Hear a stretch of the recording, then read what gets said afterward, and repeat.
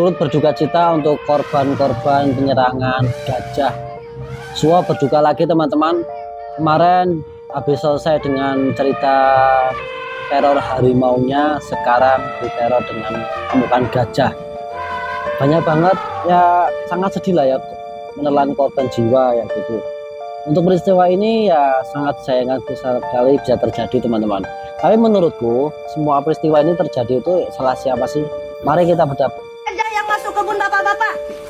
Bukan gajah masuk desa-desa bapak, tapi desa dan kebun bapak-bapak yang masuk ke rumah gajah. Jadi jangan semena-mena terhadap gajahnya. Ya Pak, gajah itu Pak, dia itu makhluk sosial, nyusur ya, sama seperti anak kita. Bapak rumahnya nak mau diganggu orang tanah bapak setapak ngamuk bapak. Gajah itu semua yang dia lewati itu adalah jalur dia Pak, dan dia itu puluhan tahun melewati jalur itu Pak. Gajah itu tidak pernah Pak, dia lewat pertama begini lalu begini zigzag, enggak Pak. Satwa itu Pak ya, puluhan tahun dia akan melewati yang sama. Tiba-tiba dia lewat 10 tahun lagi, kok sudah ada kebun sawit. Dia tidak ngerti, kok ada kebun, kok ada rumah. Dia tidak ngerti Pak, itu bangunan rumah nggak ngerti, dia terobos Pak. Dia nggak ngerti bahwa itu lubang kanal, dia terobos Pak. Bayi gajah masuk ke dalam kanal kayak gini mati Pak. Nggak ngerti Pak batas administratif gajah Pak. Itu mengatakan malah marah ya, karena bilangnya gini, ya bagus sih. Yang salah siapa misalnya? Masyarakatnya, atau gajahnya, atau BKSDA-nya, atau gimana? Nah, sebenarnya ini dosa siapa sih yang akan sebenarnya ini dosa peristiwa ini menurut teman-teman ini dosa siapa yang harus menanggung atas meninggalnya nyawa manusia? Kemarin diteror harimau beberapa bulan sampai akhirnya alhamdulillah ketangkap semua harimaunya. Sekarang diteror dengan gajah yang ngamuk, gerombolan gajah yang ngamuk. Menurutku teman-teman, tidak ada yang salah. Yang salahnya satu, oknum ini. Kalau gajahnya wajar dong, gajah akad. Sebenarnya penting mana sih? Hidup gajah atau manusia? Dalam arti seperti itu teman-teman, kita kerucutkan saja. Apakah manusia itu salah? Ya masyarakat salah, ya belum tentu juga. Menurutku masyarakat juga tidak salah. Dan apakah gajahnya salah? Ya menurutku gajah juga tidak salah. Terus yang salah siapa? Nah yang salah adalah satu orang ini. Pertama, apa alasan gajah menyerang manusia? Pasti dong, karena tempat populasinya mereka itu dibuat sebagai kebun atau dibuat buat kehidupan manusia gitu. Sedangkan gajah itu teritorial gitu. Dia itu menguasai, melindungi tempat dia makan, tempat dia hidup. Nah, sedangkan sekarang ini tempat kehidupan gajah itu dijadikan kehidupan manusia gitu. Dibuat kebun, apapun lah, jadi pemukiman gitu. Nah, apakah manusia salah? Ya enggak juga gitu. Kenapa?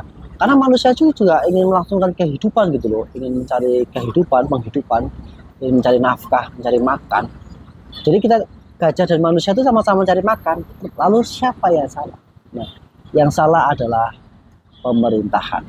Pemerintahan yang salah. Kenapa?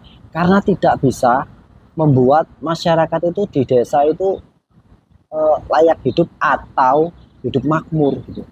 Atau bahkan tidak ada kehidupan di desa gitu. Tidak ada kesempatan gitu untuk mencari peluang usaha atau bekerja, tidak ada lapangan kerja. Makanya orang tuh akhirnya rela untuk merantau jauh sampai ke Suwah sana, sampai perbatasan dengan hewan-hewan buas. Siapa sih sebenarnya manusia yang mau tinggal di hutan sana dekat dengan hewan-hewan buas? Jadi ada harimau, macan, gajah, belum ularnya, belum yang lainnya.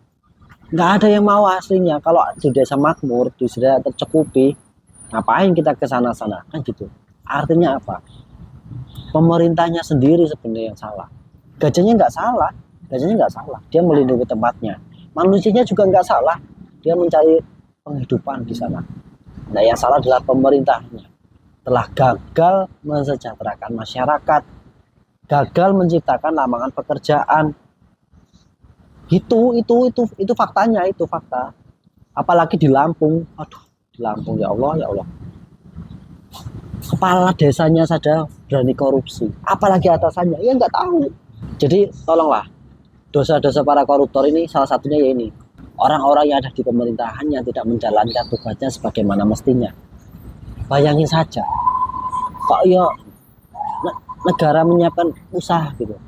BUMN saja itu sering bangkrut. Itu kepriwe itu ceritanya gimana? BUMN, negara modalnya BUMN ratusan miliar. Boro-boro balik modal, bangkrut, rugi, minus. Pas kita lah, apalagi PLN lah, apalagi Garuda itu nggak arti aku. Makanya yang bikin habis itu apa coba? Jadi masyarakat tuh nggak mungkin loh mengusik kehidupan gajah di sana untuk membuka lahan pertanian. Kalau di desanya ada pertanian atau ada lowongan kerja yang mumpuni cukup untuk keluarganya, ngapain jauh-jauh ke sana? Ngapain hidup bersama harimau dan macah itu ngapain? Nggak mau, kita nggak mau. Jadi tolong, peristiwa ini itu bukan peristiwa sembarangan ya. Artinya sosial ke saya adalah dosa ini adalah dosanya pemerintah, terutama Bandar Lampung. Orang yang berada di pemerintahan itu kan ya orang-orang yang pinter lah. Masa nggak punya apa gitu, experience apa gitu untuk masyarakat tuh, ide apa gitu. Jangan cuma proposal tok itu. Please lah, ayolah. Salah siapa? Salah pemerintah, bukan salah gajah. Pembantai ini bukan salah gajah, bukan salah manusia karena buka lahan di sana, enggak. Kenapa manusianya buka lahan di sana? Ya karena nggak adanya lowongan kerja, nggak ada jaminan kesejahteraan, nggak ada. Wajar, artinya kita bertaruh nyawa di sana itu wajar. Baik, cari duit itu susah teman-teman.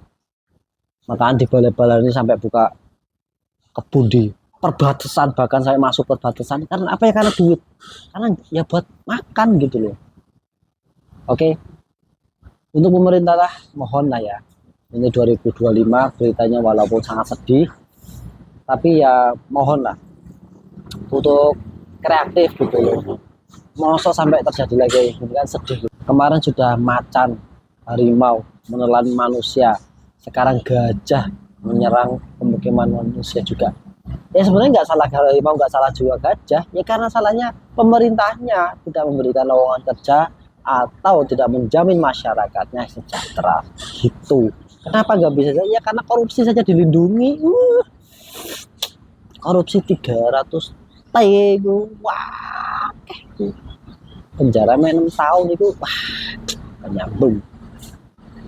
Jadi itu buat yang korupsi dosa, salah satu dosanya yang kerusakan alam, nyawa manusia, itu adalah dosanya para koruptor. Tanggung koruptor itu. Video ini disponsori oleh sok belakang RCB, Jobleker yang mantap, empuk, dan memang harganya mewah ya. RCB nih bos, senggol dong. Awet empuk lur, wis sing tuku sing wis terpercaya bae. Presisi, nggak merubah-merubah, nggak motong-motong, jos. Yuk